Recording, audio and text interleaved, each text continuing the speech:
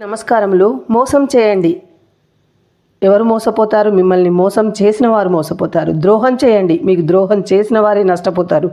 కానీ నమ్మక ద్రోహం వద్దు మిత్రమా. ఆహార పదార్థాలు కల్తీ చేస్తున్నారు. ఈ రోజుల్లో జోరుగా సాగుతుంది, అది అందరికీ తెలిసిన విషయమే. కానీ ఎందుకు చేస్తున్నారు? ఎవరు నష్టపోతున్నారు చెప్పండి? అందరము నష్టపోతున్నాం. నిన్ను నమ్మిన వాళ్ళు, నీవు నమ్ముకున్న వాళ్ళు. పసిపిల్లలు తాగే పాలు కల్తీ. చెట్లు మనకు ఆరోగ్యాన్ని పెంచడానికి మధుర ఫలాలను అందిస్తే దాన్ని కల్తీ చేసుకొని తింటున్నాం.